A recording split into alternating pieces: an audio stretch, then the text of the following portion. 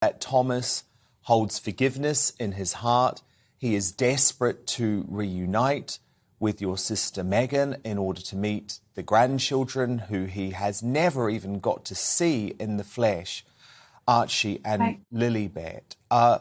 Dare I ask, Samantha, if the family or Thomas or you or your brother have heard from either Meghan or Harry since your dad was rushed to hospital in this emergency?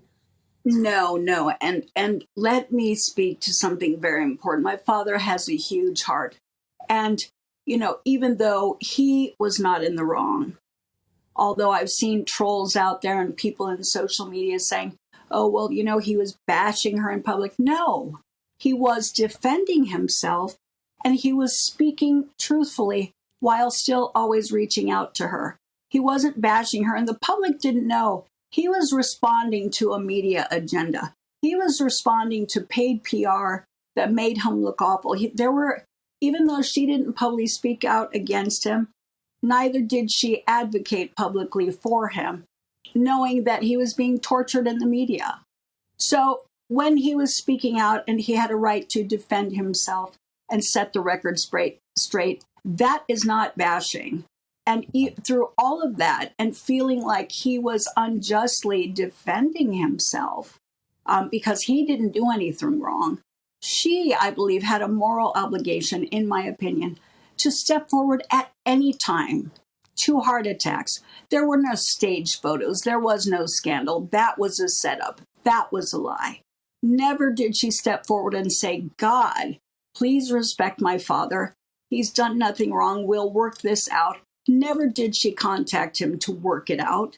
Never did she make a public statement or contact him privately to make amends as a humanitarian and as the daughter that he loves so much and gave the world to. I mean, everything that she has now would not exist without my father. And so that being said, God, if 2 heart attacks, a pandemic, and a stroke don't speak to her, then it's between her and God now. There is no other way.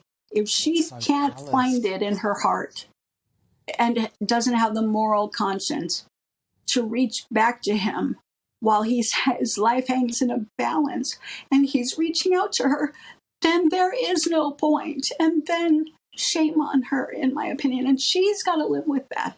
And if she can do that, well, then she can take that to her grave. That's a choice she has to make.